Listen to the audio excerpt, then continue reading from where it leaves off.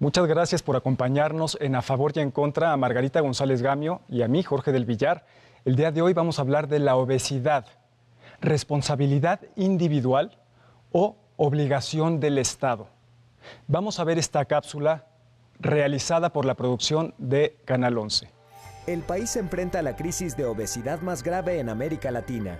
El 70% de los adultos mexicanos tienen sobrepeso u obesidad. Lo más preocupante es el crecimiento de la obesidad infantil, ya que 1 de cada 3 niños sufre sobrepeso. México es el primer consumidor de refresco en el mundo. Se consumen 163 litros de refresco por persona al año y los alimentos naturales están siendo reemplazados por procesados y ultraprocesados. Por ello, la Organización Panamericana de la Salud propone una guía para clasificar las comidas y bebidas chatarra con una cantidad excesiva de azúcares, grasas y sodio, dado que los niños con obesidad tienen más probabilidades de desarrollar una serie de problemas en la edad adulta, como cardiopatías, resistencia a la insulina, algunos tipos de cáncer, entre otros. El sobrepeso y la obesidad son prevenibles, pero las políticas, los entornos, las escuelas y las comunidades son fundamentales, pues condicionan las decisiones de padres y niños y pueden hacer que los alimentos más saludables y la actividad física sean la opción más sencilla. Una de las medidas que nuestro país ha impulsado para hacer frente a esta problemática es introducir un impuesto especial a las bebidas azucaradas. Sin embargo, a 3 años del inicio de la aplicación de esta medida, el impuesto sigue siendo un tema polémico. El debate se ha centrado en si el impuesto ha sido una medida solo recaudatoria o si realmente ha ayudado a mejorar las condiciones de salud de la población. Pues ahí está el tema, la información. Nos acompaña Margarita Armando Ríos Peter. Él es licenciado de la UNAM, es economista del ITAM, tiene una maestría en políticas públicas de la Universidad de Harvard y tiene otra maestría de la Universidad de Georgetown en seguridad interior. Fue diputado y fue presidente de la comisión, la Junta de Coordinación Política de la Cámara de Diputados. Y ahora es senador de la República y preside y es miembro y es secretario de una diversidad de comisiones. Bienvenido, Armando. Muchas gracias, Jorge. Muchas gracias, Margarita. Nos acompaña también Bernardo Altamirano. Él es también del ITAM, es abogado, tiene una maestría del London School of Economics en políticas públicas y tiene otra maestría de la Sorbonne de París en Derecho Público. Fue miembro del Gabinete Presidencial Federal como Procurador Federal del Consumidor y recientemente es fundador de una organización que protege a ciudadanos y a consumidores. Bienvenido. Gracias por la invitación. Bueno, pues ahorita ya tenemos el tema, ya tenemos los invitados. Somos compañeros de la universidad también juntos. Además, compañeros. Y reconocimiento. Bueno, a ver, la primera pregunta que yo tendría que hacer en este foro, pues más que pregunta, una reflexión. Desde más o menos 2011 se han hecho una serie de cambios a las leyes, a los reglamentos muy, muy profundos. A todos, a la Ley General de Salud, a la de publicidad para el control de los horarios y del contenido, a las escuelas mismas para que hicieran deporte y pusieran bebederos y evitaran el alimento chatarra, y también estos impuestos por ejemplo, el caso de las bebidas. Después de tantísimo que se suena así como un gran paquete, al día de hoy el resultado es tristísimo. La OCDE nos pone como el último lugar, último o penúltimo, ¿no?, de niños, obesidad en niños. ¿Qué ha pasado? ¿Falló todo? ¿No se hizo? ¿Fueron buenos deseos? ¿Qué sucedió? Armando. Bueno, la verdad es que en efecto ha habido una intención medianamente integral de atender que es un problema terrible, especialmente porque condena en el horizonte a que 1 de cada 3 mexicanos tenga el riesgo de tener alguna de estas enfermedades crónico-degenerativas, no solamente obesidad como tal, sino la diabetes, las enfermedades cardiovasculares, en fin, 1 de cada 3 mexicanos en los próximos 20 años corre el riesgo de estar en esa condición. Entonces, tenemos que tomar acciones desde el 2011, como tú señalas. Inclusive antes, a mí, cuando era diputado, nos tocó empujar un impuesto a la comida chatarra. Obviamente también involucrábamos en aquella discusión el tema de poner el impuesto a los refrescos. No salió, pero ha habido esfuerzos. Me parece que tienen un principal problema. No han sido lo suficientemente contundentes. Pongo el ejemplo del etiquetado. Cuando uno compara el etiquetado mexicano con el resto de los países, pues es un etiquetado para alguien que verdaderamente sabe de multiplicaciones, de matemática y de álgebra avanzada, porque en realidad te ponen cuántas dosis y tienes que multiplicar. Es decir, no es un semáforo fácil, accesible, que la población pueda ver. Y solamente lo pongo como ejemplo porque dentro de todas las políticas públicas que ha habido, la verdad es que la que mejor impacto ha tenido es la del impuesto al refresco, que ya llevamos 3 años con esto y por lo menos datos para el 2014 y el 2015 nos dicen que ha caído el consumo de un 6% para el primer año y de un 8% para el segundo año. Entonces, esa era mi primera reflexión. Bernardo. Yo quisiera empezar justamente con una reflexión más sociológica, porque tu pregunta puede enfocarse también tratando de entender qué es lo que ha pasado en nuestro país en los últimos años. Y al final del día hay que entender que México en las últimas 2 o 3 décadas ha tratado de adentrarse a eso que todos nos enorgullece llamar la modernidad, y que justamente las familias, los hogares mexicanos en esta época han estado obteniendo diferentes benefactores de tecnología, de alimentación, de transportación, que contribuyen a que han transformado sus patrones de vida en estas últimas 3 décadas y que de repente como sociedad no nos dimos cuenta, pero ya empezamos a tener ciertos patrones que nos tenían con un pie en el primer mundo y otros patrones que nos seguían atando a problemas típicos de la desnutrición, de problemas de salud de otra naturaleza, y que justamente la obesidad es un fenómeno que se ha venido intrínsecamente vinculando con este fenómeno de cómo México se ha acercado a la modernidad. Y en este fenómeno creo que no lo hemos sabido entender ni asimilar desde la perspectiva de cómo vincularlo como una solución en las familias y en los hogares mexicanos, por un lado. Por el otro lado, en cómo se vincula con estándares de vida que tengan que ver con movilidad, que tengan que ver con cercanía de los empleos en donde uno está viviendo. Y en tercer lugar, tampoco se ha entendido desde una perspectiva de cómo desde la educación básica hay que ir generando ciertos conocimientos y visiones de cómo mantenerse con un estilo de vida saludable. Y entonces ahí es donde nos enfrentamos con este dilema: cuáles son las políticas, stricto sensu, que por un lado han estado impulsándose desde las diferentes instancias de gobierno, por el otro lado, cuáles son los instrumentos regulatorios, ya sea informativos, ya sea restrictivos en materia publicitaria de cualquier otra índole, y el tercer elemento es justamente la política impositiva, que yo creo que esa es parte fundamental del debate. Pero yo así centraré en mi primera participación. Me gustaría preguntarles, antes de ir a un corte, muy brevemente, que nos respondan, ¿ustedes cómo se comprometen, independientemente de que no sea directamente parte de sus atribuciones, cómo se comprometen por, en definitiva, prohibir la comida chatarra en las escuelas, que es lo que dictan nuestras leyes? Armando.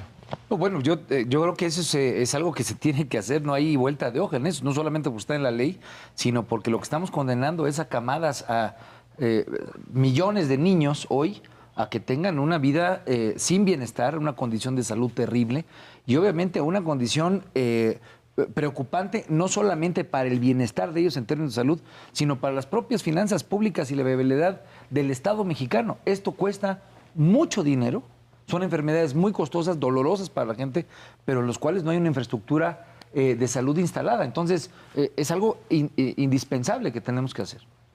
Y sobre todo que en la introducción planteaban que cómo debía combinarse el factor de responsabilidad individual y también enfocaron mucho a la obesidad infantil.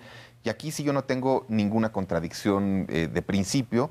En materia de infancia debe de haber la mayor tutela en favor de los menores, ¿no? Entonces, bajo esta lógica, en los primeros esfuerzos, cuando se empezaron a hacer campañas en contra de la obesidad, la primera lógica fue, bueno, apostemos a medidas de autorregulación y que tratemos de generar ciertas condiciones de manera tal que no se pueda estar vendiendo productos de alto contenido calórico o de sodio en las propias escuelas, y se vio que el cumplimiento era imperfecto.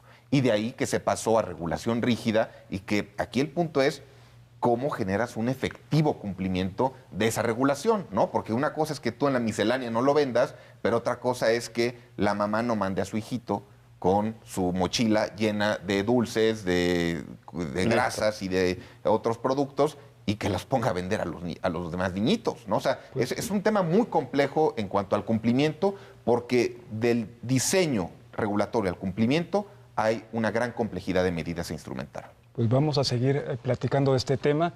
Estamos en A Favor y en Contra, hablando de la obesidad. Volvemos.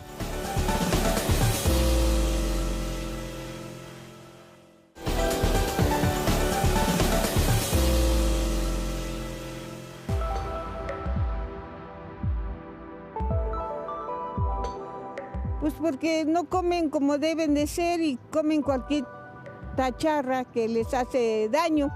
Y es más fácil comer comida chatarra que una verdura o un caldito. Y además la publicidad ayuda mucho a que se consuman esas cosas. Igual y sí, pero depende de cada quien porque pues puedes tener el hábito de comer mucho, pero pues tú solito te puedes poner un límite. Bueno, los hábitos ahora ya son videojuegos. Y llegan a su casa a estar totalmente sentados viendo la televisión, la tableta, la computadora, los juegos. ¿Creen que es algo normal que esté sentado? Y la vida sedentaria puede ser. Y la cultura también, yo creo, de los papás, como vivimos todos acelerados. Chavitos desde chiquitos que ya están muy gorditos y pues los dejan así los papás.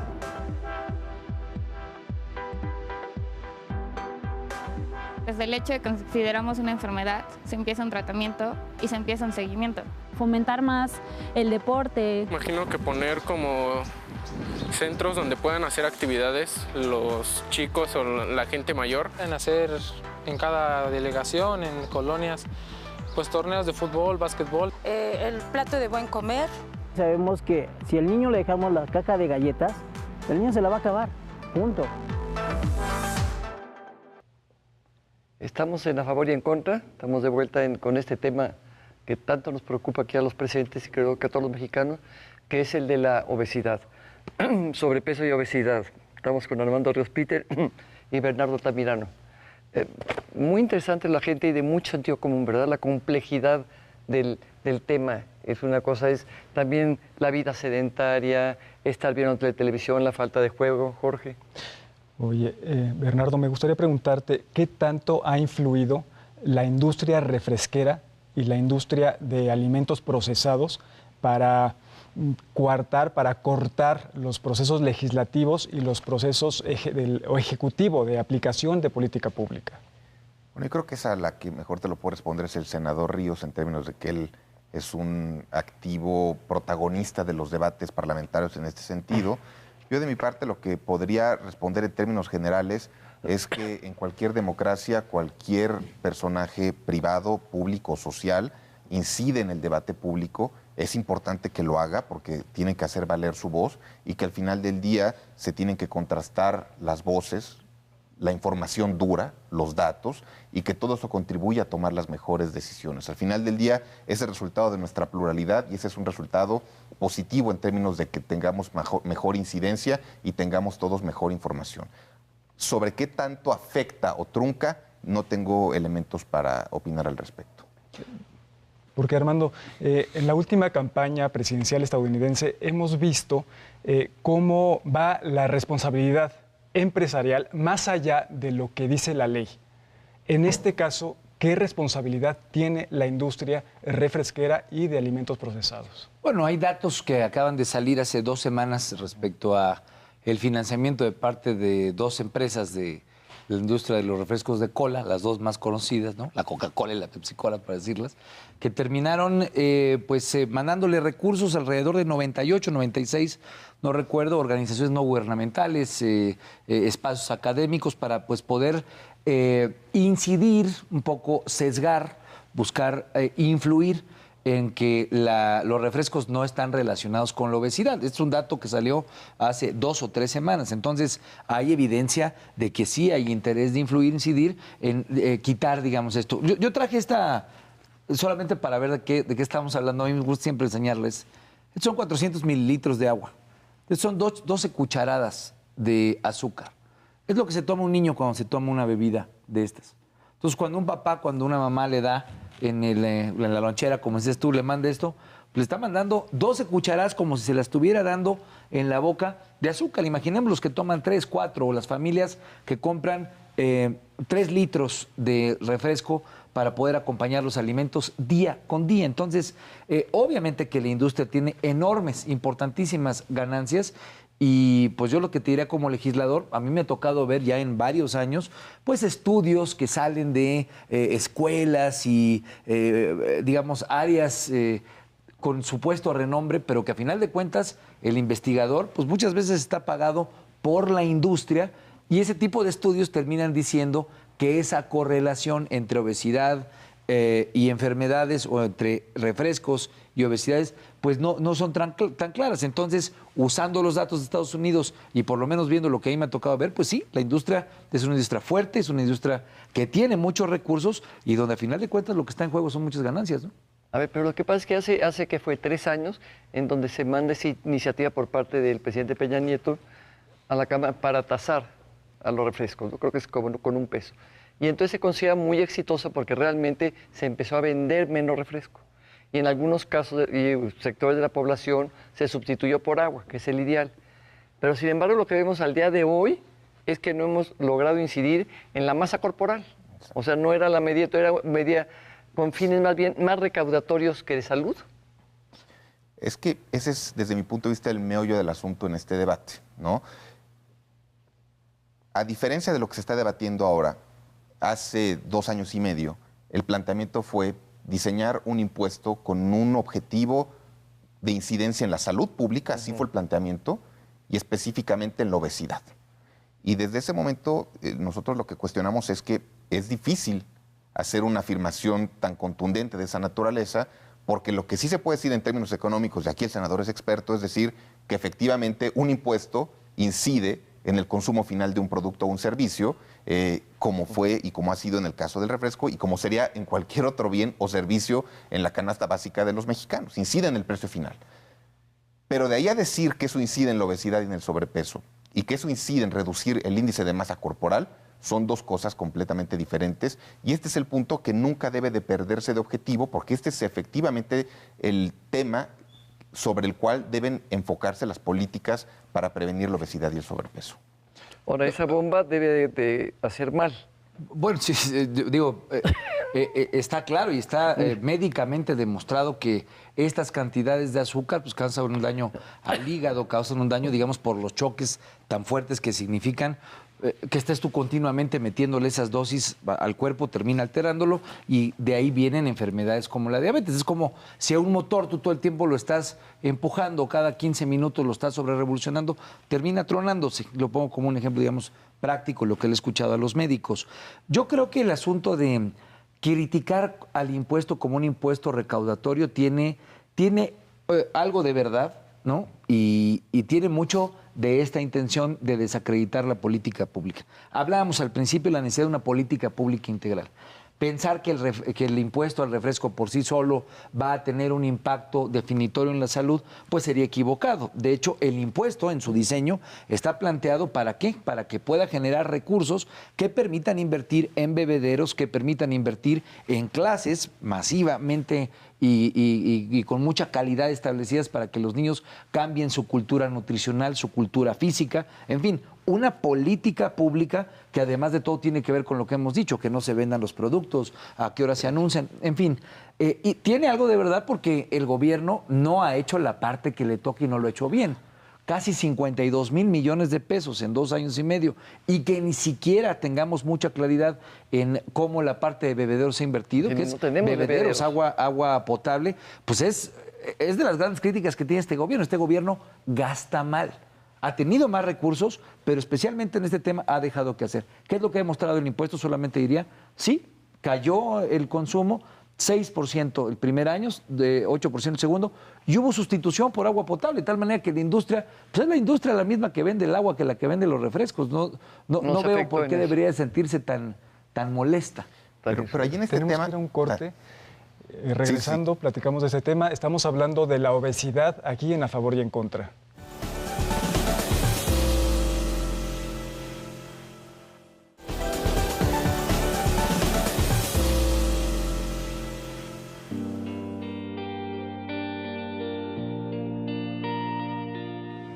podría ser un buen factor para evitar la obesidad infantil, así que estaría a favor.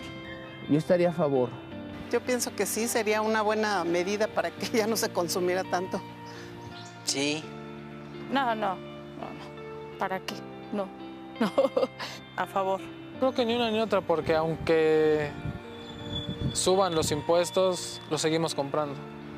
Eso no tendría nada que ver porque, por ejemplo, subieron el valor de la Coca-Cola y eso no influyó en nada. Sí, estoy a favor. Se ha hablado mucho de eso en algunas ciudades de Estados Unidos y se ha hecho en algunos y creo que está funcionando. Puede minimizarlo, pero no en gran porcentaje, como enfrentarlo directamente. Yo creo que no es la solución. Creo que es una cosa que puede ayudar. No va a ser la solución. Eso sería más en la concientización a nosotros. Podemos hacer más cosas. Puede haber otras soluciones. No el hecho de levantar los impuestos lo va a solucionar. Definitivamente no. Estamos de regreso en A Favor y en Contra, hablando de la obesidad, con Armando Ríos Peter y con Bernardo Altamirano. Margarita, pues ahí están las opiniones de la gente de la calle. Yo creo que de repente ¿cuáles las siguientes medidas que se van a tomar? Tú traías algo muy concreto, ¿no? Bueno, primero es exigir que el dinero que se está recaudando se invierta donde se tiene que invertir. Nosotros pedimos a la Auditoría Superior de la Federación que revise con claridad. Es una masa de recursos muy grande y por lo menos tendríamos que tener un mapa de ruta muy transparente de en dónde se va a invertir para que las comunidades y para que las escuelas tengan acceso a agua potable, tengan bebederos. Digamos, es una parte importante. La Organización Mundial de la Salud ha establecido que para que esto tenga un verdadero impacto tiene que estar entre el 20% y el 50%, es decir, no un peso por litro, sino 2 o hasta 5. Nosotros metimos hace poco una iniciativa para buscar dos cosas. Una, empujar a 2 pesos para poder tener un mucho mayor impacto en la demanda en el consumo, que es lo que la gente dice. Lo que la gente dice, yo estaría de acuerdo. Pero cuando uno les vuelve a preguntar y si les dice, oye, pero si ese dinero no se invierte bien, la gente dice, entonces no. Entonces, aquí me parece que es algo muy sano, muy importante decir, la gente tiene conciencia del problema, la gente lo está identificando como algo positivo y entonces el gobierno está fallando. Entonces hay que dirigir las baterías ahí donde hay una falla estructural que es, tengo tanto dinero, con toda transparencia le digo a la gente, vamos contra esto y juntos como sociedad en los próximos 5 o 10 años vamos a cambiar de manera radical el patrón de comportamiento de este consumo. Entonces, a mí me parece que este es el gran momento para hacer de los impuestos, o este impuesto, una gran convocatoria de algo que como sociedad no podemos ver que solamente se lo lleve la inercia, sino que digamos todos, padres de familia, autoridades, medios, hacemos una gran campaña para cambiar y que eso que es hoy una condena. 1 de cada 3 mexicanos con este tipo de enfermedades no se convierte en un destino manifiesto y que lo podamos cambiar. Bernardo, tú has escrito que dejando a un lado a los niños, es decir, los adultos, el tema de la obesidad es más un tema de responsabilidad individual que una responsabilidad del Estado. Cuéntanos un poquito de eso. Sobre todo en términos de que necesitamos una infinita mayor información de qué es lo que estamos consumiendo, de cómo tener una cultura más orientada a la actividad física, cómo estar orientados a tomar una serie de decisiones de qué es lo que tenemos que comer y qué es lo que tenemos que evitar comer. Pero yo quisiera nada más regresar rápido a lo que decía el senador, porque creo que ese es el meollo del asunto. Cuando se diseñó y aprobó el impuesto, al final del día, el que promovió la discusión fue la Secretaría de Hacienda.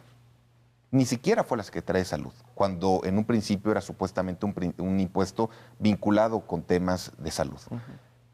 El Programa Nacional de Obesidad y Sobrepeso salió posterior al impuesto, ¿no? Entonces, para que vean un poco cómo se toman estas medidas, primero salen con la chequera para cobrar y después diseñan e implementan el programa. Entonces, lo que está aquí señalando el senador es muy puntual, porque al final del día tenemos que ser muy claros para qué queremos esos recursos, a qué se van a destinar, están siendo eficientes o no.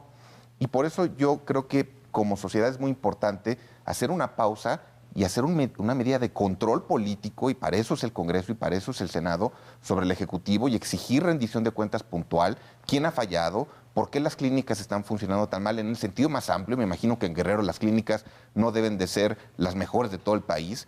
Creo que tenemos que hacer un ejercicio de control de qué es lo que está pasando con todos estos recursos, qué es lo que pasa con el tema de corrupción, porque así como se quiere cobrar más impuestos, vemos a exgobernadores con ranchos multimillonarios y todo. Afortunadamente tú tienes una carrera muy transparente y por eso creo que puedes impulsar un mecanismo de control político, pero difícilmente veo que convocar al levantar tributos a la sociedad pueda generar una gran convocatoria. Yo creo que es parte de una nueva forma de entendernos como sociedad. O sea, digamos, recaudar y pedir que cada quien ponga una parte para el erario público significa que dentro del pacto que nos tiene en convivencia creemos en lo que se está haciendo. ¿Qué es lo que tenemos hoy de problema? Que por la corrupción, por los malos manejos, por la falta de eficacia, se ha dejado de creer. Eso no significa que no sea la ruta correcta para juntos todos, diferencias sociales que se tengan o no, pensar en proyectos comunes y poder combatirlos.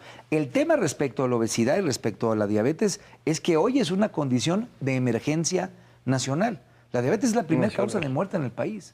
De 5 principales causas, 4 tienen que ver con enfermedades crónico-degenerativas relacionadas directamente con el exceso de peso. Entonces, sí cambió sociológicamente nuestro patrón de comportamiento, pero entonces tenemos que cambiar la forma en la que como sociedad enfrentemos ese tipo de problemas. Entonces, ¿qué se requiere para una política pública? ¿Recursos? Sin duda alguna, para poder dar esas clases, para poder implementar nuevos mecanismos de información, para que los padres se involucren, pues los recursos utilicemos con transparencia. Y creo, cerraría diciendo, este es el primer momento, creo yo, en el que podemos hacer un cambio radical en la forma en la cual convocamos a la sociedad para enfrentar los problemas. Pero ahí entra el factor de la responsabilidad individual que preguntabas, Jorge. Por ejemplo, prácticamente de cada 3 pacientes que son diagnosticados con diabetes, no asumen la dieta ni el tratamiento que le recomienda el médico en su clínica. Entonces, vamos, estás generando un tema de que tal vez la fórmula clínica con la que se están enfocando estos problemas no resultan ser los adecuados para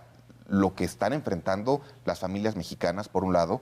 Por el otro lado, tienes, dentro de la OCDE somos el país en donde en promedio los mexicanos vamos menos al año a la clínica para temas preventivos, para temas incluso ya de algún tipo de tratamiento de algún padecimiento. Entonces, no hay esa cultura y hay que involucrar esa cultura y sin duda alguna hay que debatir de dónde vienen los recursos, pero también hay que estar debatiendo si efectivamente el Estado mexicano los está gastando de la manera correcta y hacer los mecanismos de control para que también, Armando, es muy importante que se den las cifras correctas de qué es lo que está pasando con este fenómeno. Oye, aunque parezca increíble, se nos acabó el tiempo. Te voy a pedir que nos des tus conclusiones en un minuto. Entonces, tú estás de acuerdo con el impuesto que se aumente a 2 pesos o incluso hasta el 50% del que hablaba el senador Ríos Peter? En lo más mínimo. Yo creo que estamos en un momento en que necesitamos hacer una pausa en el camino, tener datos duros, tener información duras y que el Congreso haga un ejercicio de control político sobre el Ejecutivo y que se informe qué ha pasado en todo este tiempo que estamos enfrentando este problema tan grave y que tengamos una acción certera y lo más eficaz, como dice el senador. Bueno, pero yo creo que, digamos, ese alto en el camino no tiene que significar quitar el impuesto, al contrario, estaría en favor de incrementarlo con este tipo de mecanismos y con toda claridad. No solamente es involucrar a que el ciudadano tenga una nueva forma de dinámicas de comportamiento que muchos tal vez es difícil que se tengan en contextos de alta marginación. En fin, estamos hablando de un tema altamente diferente entre sociedades urbanas y sociedades rurales, pero me parece que lo más importante es involucrarnos todos en que este es el problema, yo creo que más importante, salud pública. Nos cuesta 80,000 millones de pesos hoy y nos puede llegar a costar 300,000 millones de pesos tan solo en unos 2 o 3 años. Las proyecciones están tremendas. Entonces, ¿qué es lo que tenemos que hacer? Juntos sí pensar, calibrar, saber si el peso se queda, si vamos a 2, si reformulamos, pero que sea parte de una política pública que con transparencia y con rendición de cuentas nos permita que todos juntos veamos que este tema requiere una solución y que la tenemos que construir juntos. Le agradecemos a nuestros invitados, a Armando Ríos Peter y a Bernardo Altamirano. Los esperamos. Muchas gracias por habernos acompañado. Buenas noches.